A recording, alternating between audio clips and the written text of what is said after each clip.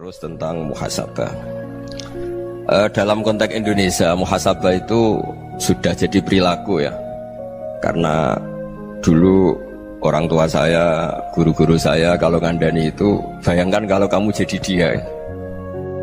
Jadi misalnya kita mentang-mentang atasan, otoriter sama bawahan. Bayangkan kalau kamu jadi yang bawahan itu kayak apa? Laukun tamakanah, kalau orang Arab bilang, bayangkan kalau kamu di posisi dia. Makanya guyonannya orang-orang Indonesia itu kan orang ngaramkan judi gitu, bareng dikasih tahu. Tapi yang menang anak jenengan, alhamdulillah. Ternyata ngaramkan itu karena ada anaknya. Kalau anaknya yang menang ya seneng.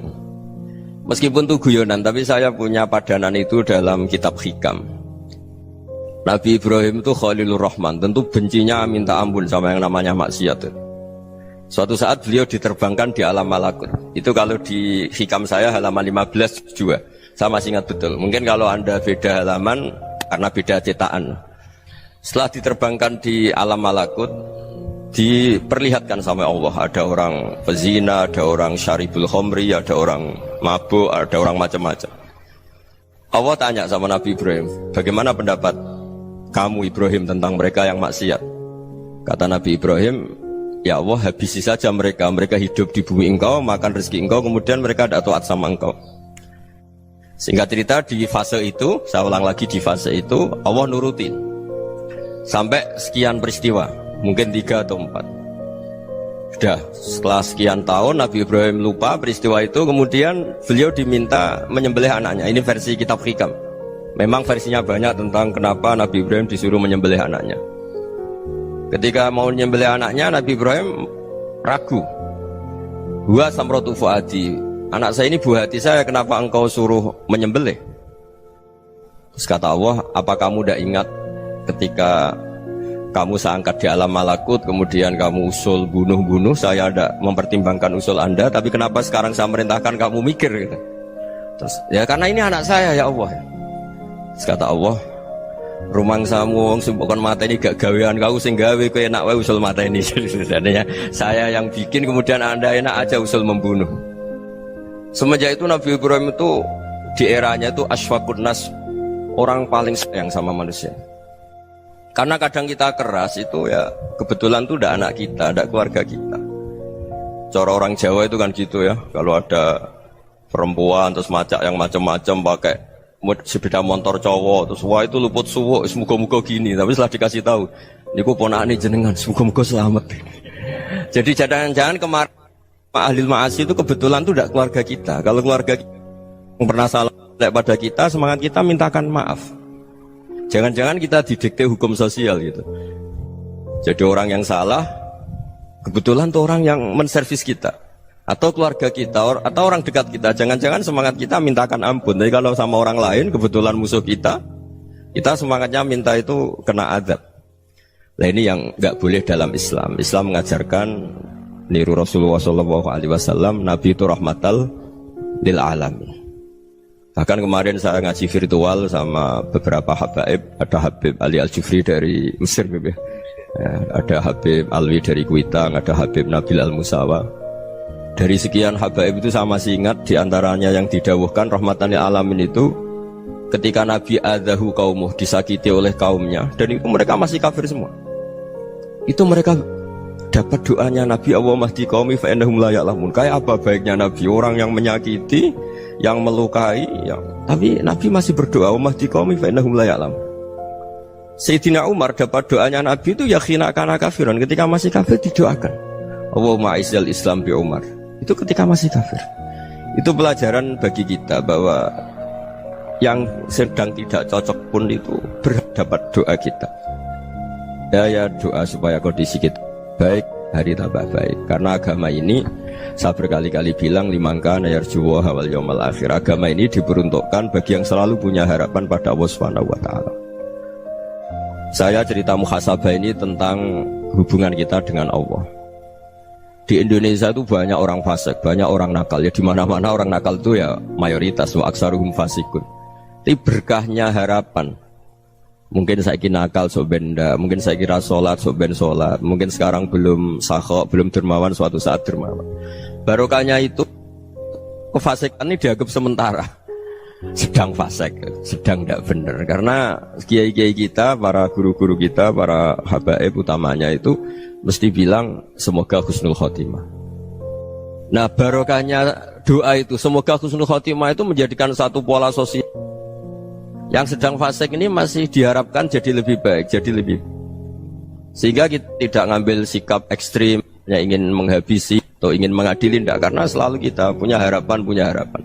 Dan agama ini limangkan erjuwa hawal akhir. Bayangkan dulu kalau yang nakal itu anak kamu, pasti kamu nggak ingin kan langsung dapat azab, dapat apa. Padahal kita semua jadi tokoh ini abul kulli, bapak dari semuanya. Sehingga ketika Rasulullah SAW jalan-jalan kemudian melihat perempuan sedang menyalakan api. Kalau apinya mati ditiup, anaknya dijauhkan.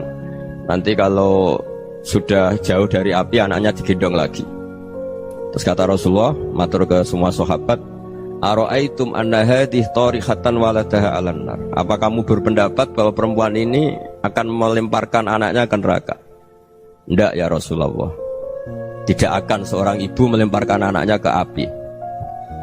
Terus kata Rasulullah, Allahu arhamu min hadhihi biwaladiha. Allah lebih rahman, lebih rahim dibanding orang tua ini kepada anaknya. Ini yang harus kita kenalkan terus, kita kampanyakan terus, supaya orang hubungannya dengan Allah itu nyaman, asik. Sehingga dengan demikian selalu ada harapan bahwa yang sedang nakal ini suatu saat tobat. Kita tidak boleh menghukumi pasti begini, pasti gini, itu tidak wilayah kita. Itu juga yang dicontohkan Rasulullah SAW.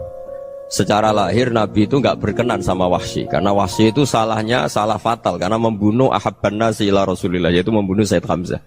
Jadi ketika Wahsy tobat, Nabi itu terima tobatnya. Dan ketika beliau dengan basariyahnya agak siap ketemu Wahsy karena harus ingat Sayyid Hamzah, basariyahnya diturutin. Oke, kamu iman, saya turutin, tapi jangan sering ketemu saya. Karena kalau ketemu kamu, saya masih ingat sama paman saya, Sayyid Hamzah.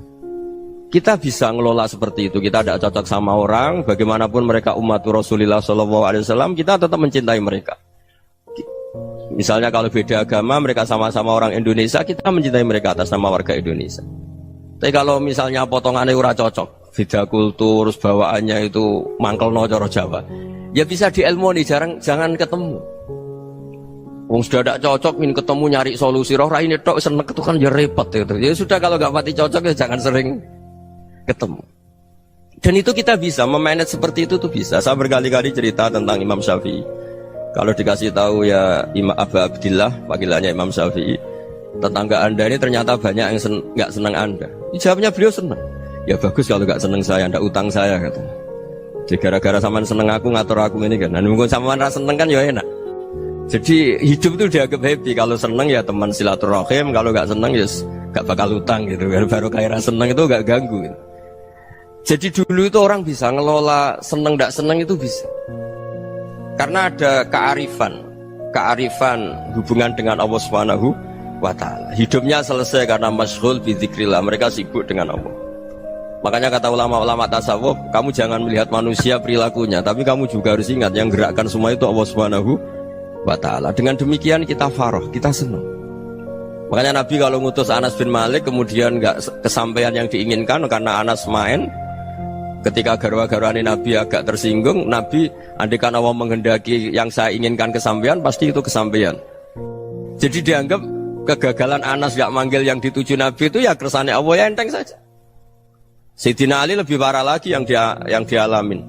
Itu dalam beliau kalau dipanggil itu gak cepet-cepet ke sana. Ketika ditanya, kenapa kamu tak panggil gak cepet ke saya? Amin tu ukubatak, karena aku tahu engkau orang baik. Orang baik itu pemaaf. Jadi makanya orang-orang soleh dulu itu bodoni itu. Makanya sekarang kalau ada orang bodoni itu mesti beda orang soleh. Kalau orang-orang soleh itu kakean husnudzon akhirnya sering dibodonin. Abdul bin Umar itu masyhur itu. Kalau ada budaknya sering sholat, sergap sholat itu dimerdekakan. Akhirnya nggak sholat pun pura-pura sholat. Akhirnya juga dimerdekakan. Ketika ditanya kenapa engkau merdekakan? Padahal mereka sholatnya menipu engkau, kata pembisik-pembisik itu. Man khoda'ana lillah in khoda'na lah. Dia nipu atas nama Allah, berarti saat tertipu juga atas nama Allah. Gak masalah dong, semuanya demi Allah Subhanahu wa ta'ala. Mensifati Allah Ta'ala itu ghafir, Allah pemaaf. Jangan kamu gak fair untuk diri kamu nyifati Allah Ghafir, pada orang lain Allah kamu sifati Syadidul Iqab. Jadi Allah kamu atur, kayak MC tadi ngatur saya. Jadi Allah itu apa? Kalau pada saya Ghafir, kalau pada musuh saya Syadidul Iqab. Itu tidak fair. Kalau Anda punya harapan kepada Allah karena Allah Rahman Rahim, Allah Ghafir, sebenarnya Allah pada musuh kita ya bisa saja Allah Ghafir, bisa saja Allah Rahman Rahim. Sehingga kita melihat orang lain yang kita tidak cocok itu ya enteng saja. Itu min ummati Rasulillah sing tanaluhu syafa'atuh, tanaluhu sa'atu rahmati, tanaluhu fair. Jangan dengan kita kayak mesti dapat rahmat. Jangan orang lain kayak Allah pasti Syadidul Iqab. Itu tidak boleh. Sehingga ketika ada orang Badui, singkat cerita orang Badui ini kencing di masjid, semua sahabat membentak dia. Yang nggak bentak hanya Nabi tok. Saking mangkalnya orang ini karena semua sahabat bentak kecuali Nabi.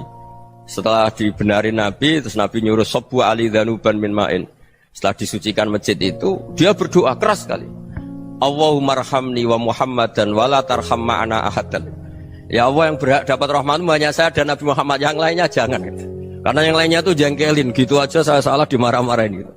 Jadi kalau kamu doa terbatas ya kayak orang Bedui ini, kayak orang Arabi. Apa kata Nabi? Laqad tahajjarta wasi'an. Allah yang rahmatnya luas menjadi kamu sempitkan. Karena kamu mau atur Allah hanya Rahman pada Indonesian Power, pada NU, pada kita, yang orang lain nggak perlu dapat. Itu kan kasihan Islam, karena Islam terus nggak dimiliki semua orang. Allah nggak dimiliki semua orang, Rasulullah nggak dimiliki semua orang, karena dipek NU, dipek ormas tertentu, dipek, nggak boleh seperti itu. Nggak boleh takhasyar tawasian, kata Nabi, nggak boleh mempersempit zat yang rahmatnya itu luas.